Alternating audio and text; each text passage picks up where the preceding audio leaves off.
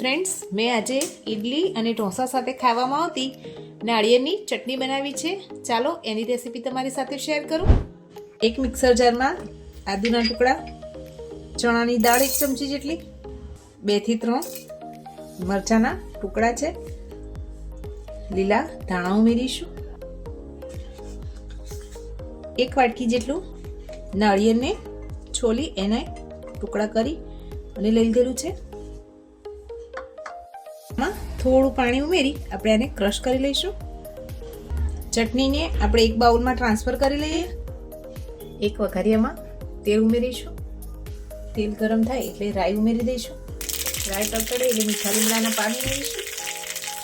2 સૂકા લાલ મરચાં ઉમેરીશું. હવે આ વઘારને આપણે ચટણીમાં ઉમેરી દઈશું. મિક્સ કરી લઈશું. ફ્રેન્ડ્સ, તૈયાર છે આપણી નાળિયેરની ચટણી, જે તમે ઇડલી ઢોસા સાથે એન્જોય કરી શકો છો. ફ્રેન્ડ્સ, તમને આ રેસીપી કેવી લાગી એ કમેન્ટ કરવાનું ભૂલતા નહીં. લાઈક, શેર અને સબસ્ક્રાઇબ કરી દેજો. Thank you.